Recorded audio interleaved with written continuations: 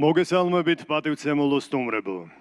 დღეს ჩვენ აქ შევიკრიბეთ, რათა აღვნიშნოთ დამოუკიდებელი საქართველოს თანამედროვე ისტორიის ერთ-ერთი უმნიშვნელოვანესი თარიღი.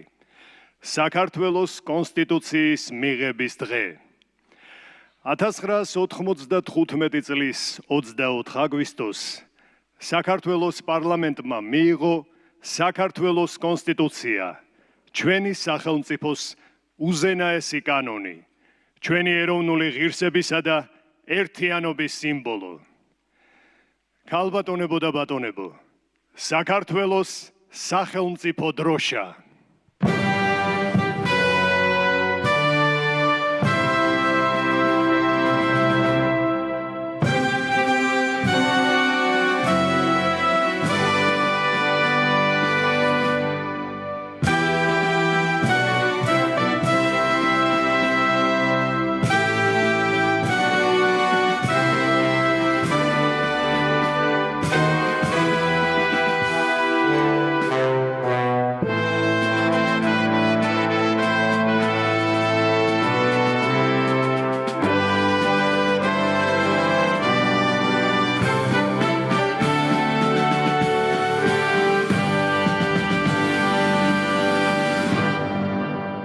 საქართველოს სახელმწიფო ჰიმნი.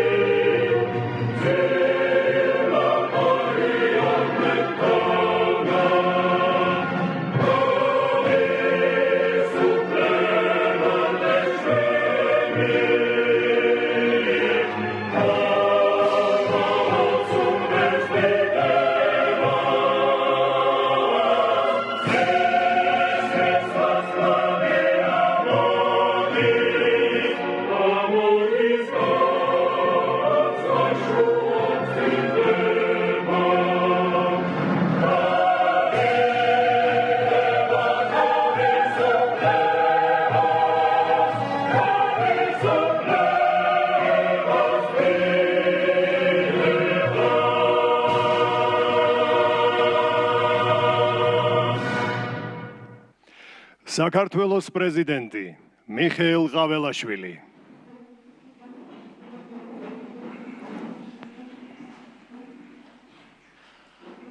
მოგესალმებით, მივესალმები საქართველოს პრემიერ-მინისტრს, საქართველოს პარლამენტის თავმჯდომარეს, აღმასრულებელი საკანონმდებლო და სასამართლო ხელისუფლების წარმომადგენლებს, თბილისის მერს, თბილისის საკრებულოს თავმჯდომარეს, საპატრიარქოს წარმომადგენლებს, ძვირფას სტუმრებს.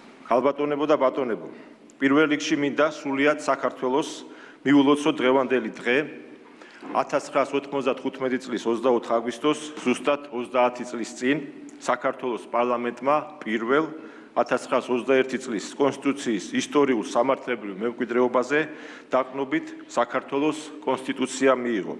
აღნიშნული გადაწყვეტილებით თანამედროვე ქართული სახელმწიფოს დაფუძნების პროცესში უმთავრესი ნაბიჯი გადაიდგა. 30 წლის წინ კონსტიტუციის მიღებით ქართველმა ერმა განაახლა თავისუფალი, სუვერენული, დემოკრატიული და სამართლიანობის პრინციპზე დამყარებული სახელმწიფოს შენება.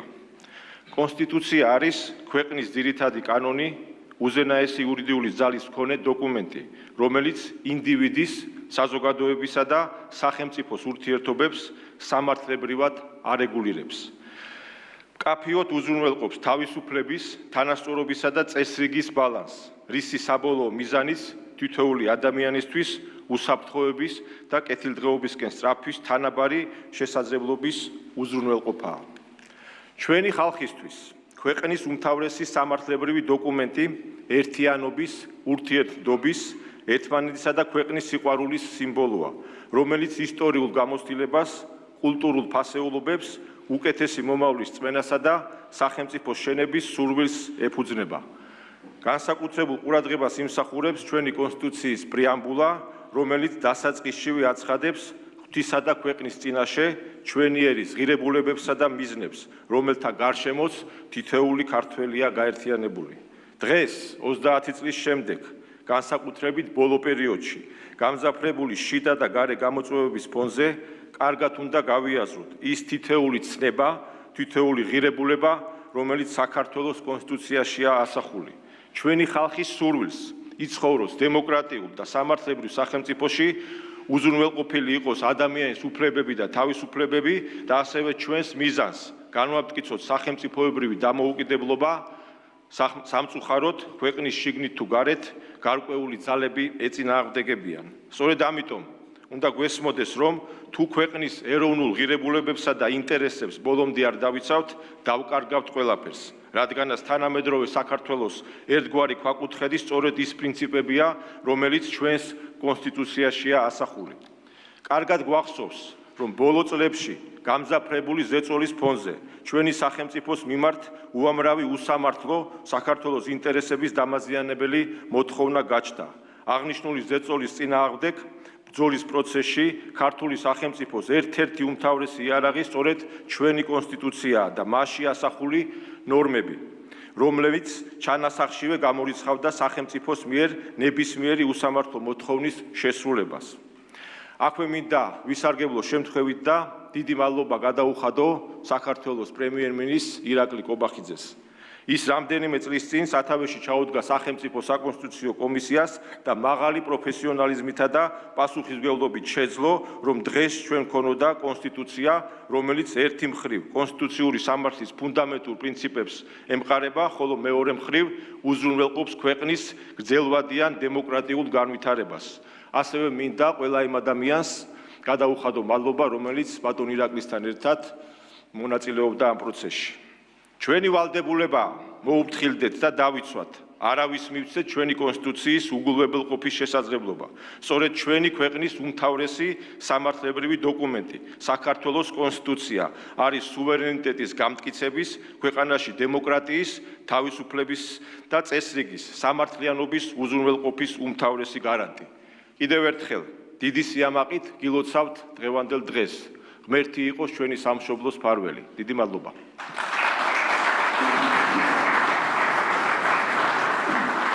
საქართველოს პრემიერ-მინისტრი ირაკლი კობახიძე.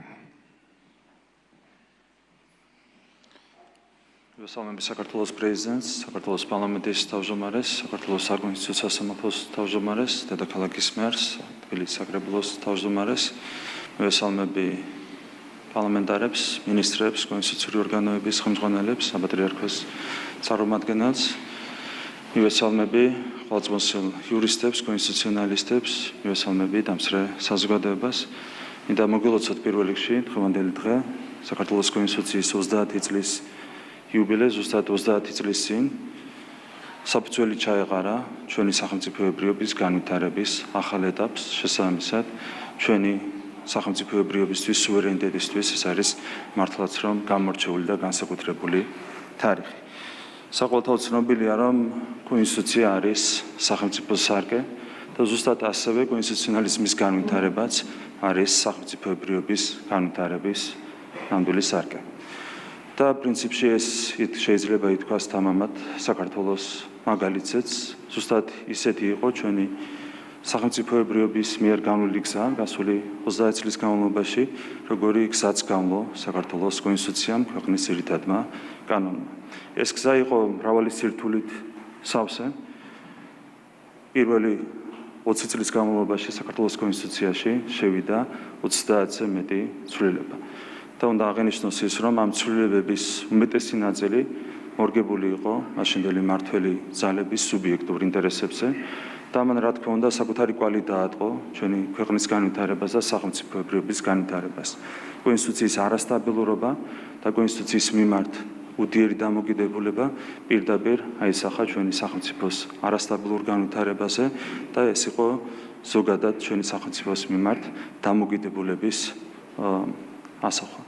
შესაბამისად, ჩვენ, როდესაც მივიღეთ გადაწყვეტილება 2016 წელს საკონსტიტუციო კომისიის შექმნის თაობაზე და კონსტიტუციის ფუნდამენტური გადასინჯვის თაობაზე, მიზნად დავისახეთ სწორედ კონსტიტუციის დემოკრატიული წესით და ფორმით ჩამოყალიბება და მისი სტაბილურობის უზრუნველყოფა და გამტკიცება.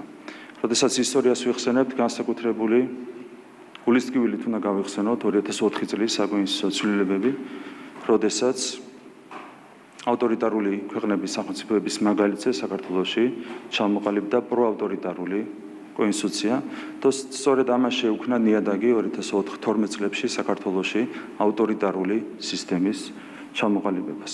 და სწორედ ამ ისტორიული გამოცდილების გათვალისწინებით ჩვენ დავდექით მნიშვნელოვანი გამოწვევის წინაშე შეგვექმნა სრულიად ახალი ევროპული ტიპის კონსტიტუცია, რომელიც უზრუნველყოფდა ქვეყნის სტაბილურ, გრძელვადიან დემოკრატიულ განვითარებას და მე კმაყოფილებით მინდა აღვნიშნო, რომ მაშინ სახელმწიფო საკონსტიტუციო კომისიამ და შემდგომ უკვე საქართველოს პარლამენტმა ამ მიზანს სრულად მიაღწიეს. დღეს ჩვენ გვაქვს ევროპული სტანდარტების კონსტიტუცია, სტაბილური კონსტიტუცია, რომელიც უზრუნველყოფს ჩვენი ქვეყნის დემოკრატიულ განვითარებას. და ასევე კმაყოფილებით უნდა აღინიშნოს ის, რომ გასული 7 წლის განმავლობაში, მას შემდეგ რაც ამოქმედა 2018 წელს კონსტიტუციის მოქმედი რედაქცია, მასში არც ერთი ცვლილება არ შეცვლა არც ერთი კონსტიტუციური დებულება, კონსტიტუციის ძირითადი დებულება და ეს სტაბილურობა, კონსტიტუციის სტაბილურობა აისახა პირდაპირ სახელმწიფოს სტაბილურ განვითარებაზეც, რაც ასე მნიშვნელოვანია ბუნებრივია ჩვენი ქვეყნისთვის და მათ შორის ამ ფაქტორმაც მოგცა ჩვენს ქვეყანაში მშვიდობის შენარჩუნების და ზოგადად სტაბილურობის შენარჩუნების შეასრულება. ამ პერიოდის განმავლობაში ჩვენი მხრიდან მართველი გუნდის მხრიდან არ ყოფილა კონსტიტუციაში შესწორების შეტანის არც ერთი ცდელობა კონსტიტუციის საკუთარ თავზე მორგების არც ერთი მცდელობა, თუმცა გავიხსენებ იმასაც, რომ ჩვენ ოპონენტებს ამ წლების განმავლობაში ჰქონდათ კონსტიტუციის საკუთარ თავზე მორგების არაერთი მცდელობა. თუ მანამდე მართველი გუნდი ცდილობდა ხოლმე წლების განმავლობაში კონსტიტუცია მოერგოს საკუთარ თავზე, ახლა უკვე გასული 7 წლის განმავლობაში ჩვენი ოპონენტები, მათ შორის ჩვენი უცხოელი ოპონენტები ცდილობდნენ საკუთარ თავზე მოერგოთ საქართველოს ძირითადი კანონი, საქართველოს კონსტიტუცია. მე შემიძლია გავიხსენო კონკრეტულად ის მოლაპარაკებები, რომლებიც უკავშირდებოდა 19 აპრილის შეთანხმების გაფორმებას, მაშინ ერთ-ერთი მთავარი მოთხოვნა, რაც იყო დაყენებული, იყო კონსტიტუციაში სხვადასხვა შესწორების შეტანა. ამასთან დაკავშირებით მე პირადად განვმარტე კოლეგებს, რომ კონსტიტუციის გადასინჯვა, კონსტიტუციის თანახმად იყო დაკავშირებული ძალიან რთულ პროცედურასთან. ეს ითვალისწინებდა ინიცირების რთულ პროცედურას, შემდეგ საყოველთაო სახალხო განხილვას, საზოგადოების მთლიანად ჩართულობას ამ პროცესში და შემდეგ ძალიან მაღალი კვორუმით რთული პროცედურის საფუძველზე პარლამენტის მიერ მის მიღებას და ეს გართულებული პროცედურა, რა თქმა უნდა, გამოხატავს დამოკიდებულებასაც კონსტიტუციის მიმართ. ასეთ პირობებში, რა თქმა უნდა, ჩვენთვის მიუღებელი იყო პოლიტიკურ შეთანხმებაში კონსტიტუციურ ცვლილებასთან დაკავშირებით ნებისმიერი ჩანაწერის შეტანა, ეს განვმარტეთ კონკრეტულ ოპონენტებს, თუმცა მათგან მივიღეთ უხეში პასუხი. მაშინდელი ამერიკის და ევროკავშირის ელჩების მხრიდან ამაზე მივიღეთ ძალიან უხეში პასუხი და მაშინ ძალიან კარგად გავიაზრეთ ჩვენ, რომ მათთვის კონსტიტუციის შეურაცხყოფა იყო მიზანი როგორც ასეთი. და მადლობა ღმერთს ჩვენ მოახერხეთ ჩვენი ქვეყნის ეროვნული ინტერესების დაცვა და არავის მივეცით ამ 7 წლის განმავლობაში კონსტიტუციის შეურაცხყოფის საშუალება. და ეს რა თქმა უნდა ასე უნდა გაგრძელდეს. ნებისმიერი ქვეყნის კონსტიტუციის პირველი მუხლი, როგორც ესე ასახავს ხოლმე ქვეყნის მთავარ გამოწვევას. მაგალითად, გერმანიის კონსტიტუციის პირველი მუხლი ეძღვნება ადამიანის ღირსების ძირითად უფლებას გამომდინარე განსაკუთრებული ისტორიული გამოცდილებიდან ფაშისტურ გერმანიაში მთავარი გამოწვევა იყო ადამიანის ღირსების ტოტალური ხელყოფა და სწორედ ამ გამოცდილების გათვალისწინებით გერმანელმა კანონმდებელმა 1959 წელს პირველ მუხლად განსაზღვრა სწორედ ადამიანის ღირსების ძირითადი უფლება. და ნიშანდობლივია ამ თვალსაზრისით, რომ ჩვენი კონსტიტუციის პირველი მუხლი ეძღვნება სახელმწიფო სუვერენიტეტს. პირველი მუხლი იწყება სიტყვებით სახელმწიფო სუვერენიტეტი. რა თქმა უნდა, ეს ყველაფერი ეფუძნება ჩვენს ისტორიულ გამოცდილებას 70 წლის მანძილზე, ვიდრე მიიღებოდა 1995 წლის კონსტიტუცია და შემდეგ უკვე მისი დღევანდელი რედაქცია. ჩვენი უმთავრესი გამოწვევა იყო ბუნებრივია საქართველოს სუვერენიტეტის ხელყოფა 70 წლის განმავლობაში. და აბსოლუტურად ლოგიკურია, რომ პირველი მუხლის ორი სახელმწიფო სუვერენიტეტის იდეას და პრინციპს ეძღვნება და ეს გამოწვევა მთავარ გამოწვევად რჩება დღესაც და მე მოხარული ვარ, რომ საქართველოს კონსტიტუცია რჩება საქართველოს სახელმწიფო სუვერენიტეტის მთავარ გარანტად. ჩვენ უნდა მოუფრთხილდეთ ჩვენს კონსტიტუციას, უნდა მოუფრთხილდეთ სახელმწიფო სუვერენიტეტს და მე დარწმუნებული ვარ, რომ კიდევ ძალიან ბევრი წლის განმავლობაში და იმედია საუკუნეების განმავლობაში ჩვენი მოქმედი კონსტიტუცია კვლავაც იდგება მყარად საქართველოს სახელმწიფო სუვერენიტეტის სადარაჯოს. უღრმესი მადლობა კიდევ ერთხელ გილოცავთ ჩვენი კონსტიტუციის იუბილეს. მადლობა.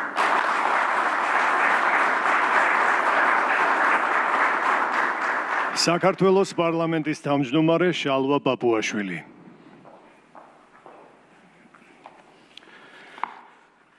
მოგესალმებით ბატონო პრეზიდენტო, მოგესალმებით ბატონო პრემიერ-მინისტრო, მოგესალმებით ბატონო საკონსტიტუციო სასამართლოს თავმჯდომარე, მივესალმები ქალაქ თბილისის მერს, საკრებულოს თავმჯდომარეს, მივესალმები საპატრიარქოს წარმომადგენლებს, მივესალმები კონსტიტუციურ ორგანოების ხელმძღვანელებს, მივესალმები პარლამენტის და მთავრობის წევრებს. დღეს საქართველოში დიდებული დღეა. დღეს ჩვენ გვაქვს პატივი ერთად აღვნიშნოთ საქართველოს დამოუკიდებელი, თავისუფალი, სუვერენული სახელმწიფოს კონსტიტუციის მიღების დღე. 1995 წლის 24 აგვისტო იქცა წყალგამყოფ თარიღად, როდესაც ერთის მხრივ დასრულდა საქართველოს მიერ სახელმწიფოებრიობის შექმნის მცდელობის საუკუნე და დაიბადა ახალი რესპუბლიკა. შეიქმნა კონსტიტუცია, რომელიც საფუძვლად უნდა დადებოდა შემდგომი თაობების თავისუფალ ცხოვრებას. კონსტიტუციის მიღება ყველა ერის ისტორიაში უდიდესი მნიშვნელობის მოვლენაა. ეს არის დამოუკიდებლობის, სუვერენიტეტის, თავისუფლების, ზრდასრულობისა და პასუხისმგებლობის საკუთარ თავზე აღების ნიშანსვეტი. ზუსტად 3 ათეული წელი გავიდა მას შემდეგ, რაც რუსთაველის გამზირზე, მარქსიზმ-ლენინიზმის ინსტიტუტის ყოფილ შენობაში, პარლამენტის დროებით დარბაზში 159 ხმით რის წინააღმდეგ მიიღეს საქართველოს კონსტიტუცია. ბუნებრივია, რომ საქართველოს და მისი სახელმწიფოებრიობის მტრები ვერ შეეგუებოდნენ ქვეყნის ახლიდან დაბადებას. სწორედ ამიტომ კონსტიტუციის მიღებიდან რამდენიმე დღეში, 29 აგვისტოს, როდესაც უნდა გამართულიყო კონსტიტუციაზე ხელმოწერის ცერემონია, იმელის ეზოში აფეთქება გაისმა. იმ დღეს 30 წლის წინ განგებამ დამოუკიდებელი საქართველო ახალ ქაოსს გადაარჩინა.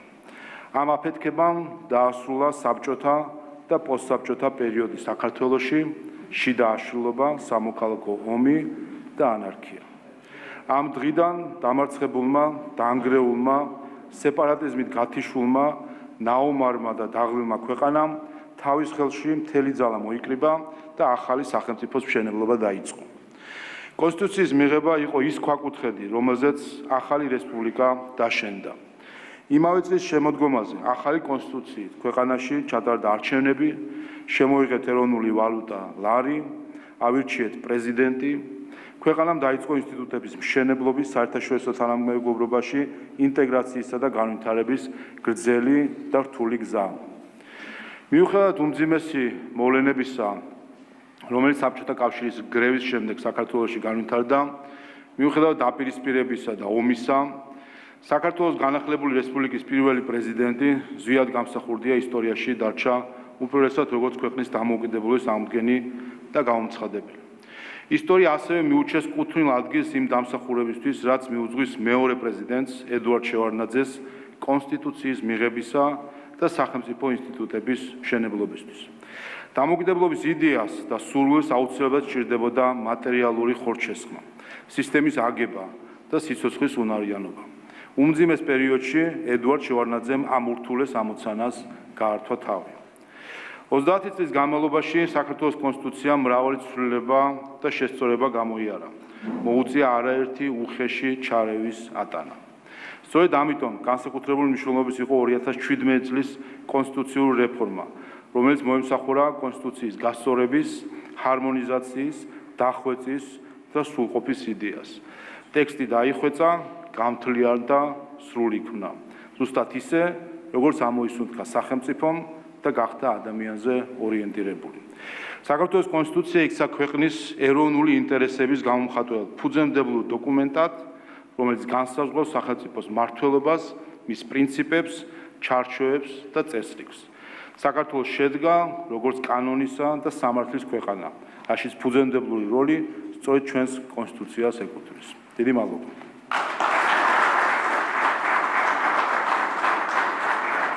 საქართველოს საკონსტიტუციო სასამართლოს თავმჯდომარე რევაზ ნადარაია.